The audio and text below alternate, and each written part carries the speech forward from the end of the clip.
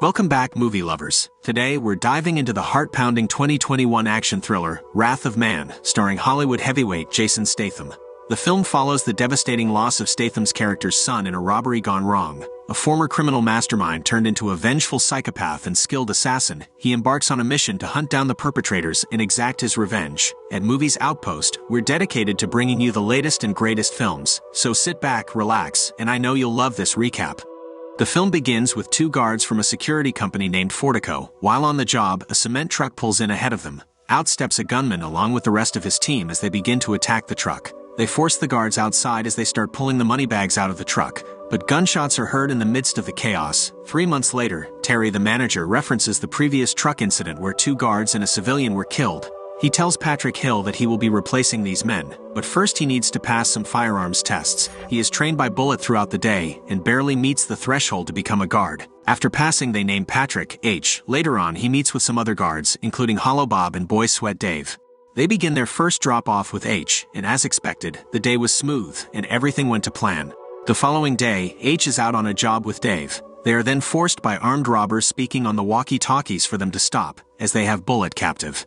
They have H throw the money bags into the back of a pickup, but he purposely drops one off the truck. When one of the gunmen steps out, H throws a bag but then quickly shoots the man in the head. He proceeds to open fire on all the gunmen, shooting with 100% accuracy and killing each of them before chasing the leader. He goes through the nearby building and H manages to corner him and blow his brains out. H's actions on the job are met with scrutiny by Terry, telling him he will be on the desk for at least a month, but Fortico CEO Blake Halls commends him and thinks he should be promoted. He is then called in to review footage of the previous truck robbery to see if any of the gunmen in the video seemed familiar to him during the recent robbery.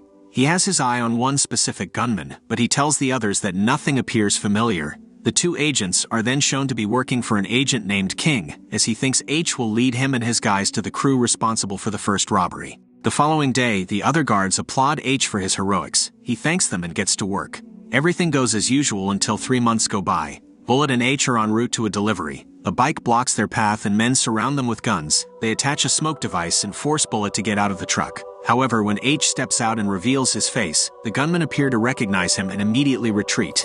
Back at headquarters, Terry is not understanding that armed men left the money just by looking at H's face. But Blake silences Terry and tells H he is going to have his own franchise at this point and to keep doing whatever he is doing. Bullet speaks with Boy Sweat Dave and thinks there is more to H, calling him a dark spirit.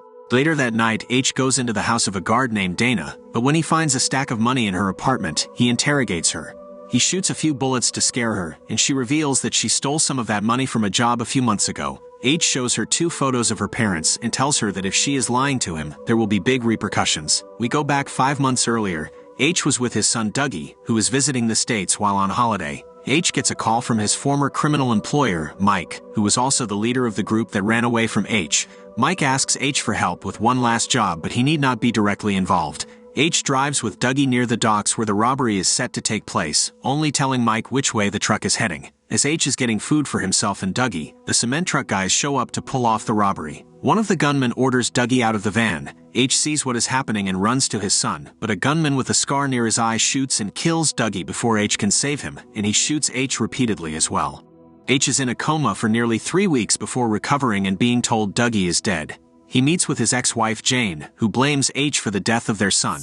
He later meets with Mike and his cohorts, who all feel some responsibility for what happened to Dougie and agree to help H look for the men responsible. The group interrogates the criminal underground world, going from one team to the next until a man was interrogated until he gave up the name of some criminal brothers. H is led to a building where the brothers are involved in every possible horrific crime. With them having no information, H kills the brothers. After H starts working at Fortico, he takes note of the guards working there, which is why he asked his assistant Kirsty to get him some files. There are background checks on the guards, plus an autopsy report on Dougie's death.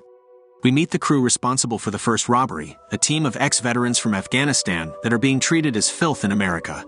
They are led by a man named Jackson. In his employment are Carlos, Sam, Tom, Brad, and lastly Jan, a man who killed Dougie and shot H.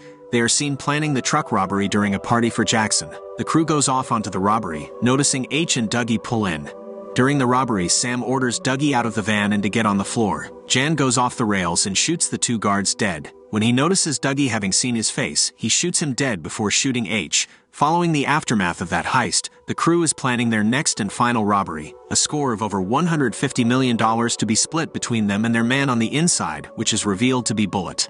Jackson and Tom go over the plan weeks in advance. They are both concerned over Jan, knowing his behavior of going off plan, but Jackson is confident that in the end he will follow orders. The crew proceeds to head over to Fortico, where Bullet confesses to H that he is the inside man that tells the crew which trucks to hit.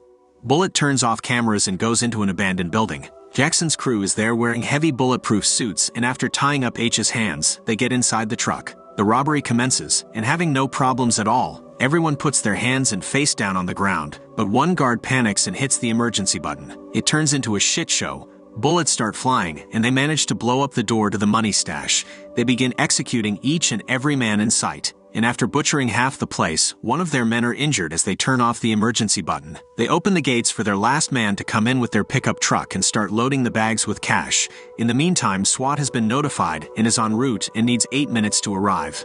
As the cops manage to block the entrance and SWAT rushing on their way, H manages to grab the gun of an assailant and shoots his leg with it.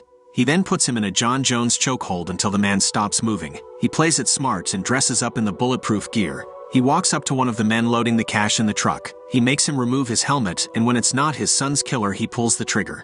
The rest of Jackson's men cannot move and are pinned down by Dana and another guard. With time wasting, Bullet reveals himself when he runs over to Dana to help them, but when he is handed a gun, he executes the both of them. In the corridor, Dave tries to stand up and is shot. When Terry is being forced to come out, H pops up and has a fierce one-on-one combat. He injures himself, but in the end manages to kill the assailant.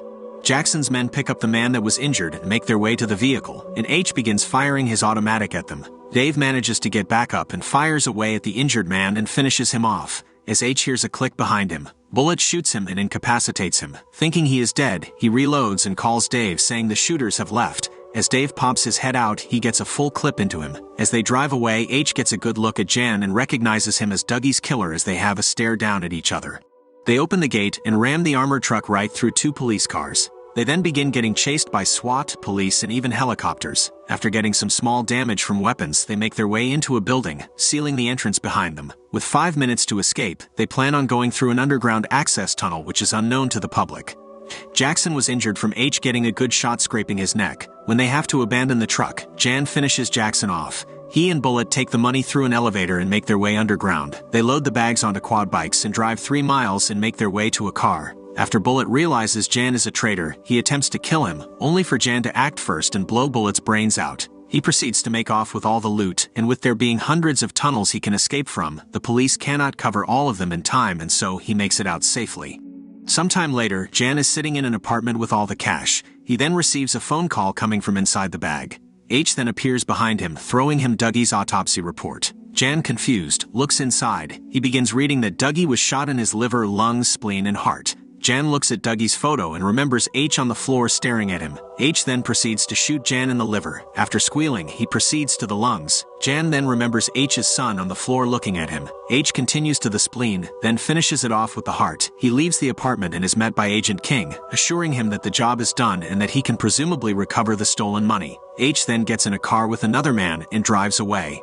I appreciate you sticking around till the end and would be grateful for your support on my channel. And as usual, see you on the next one.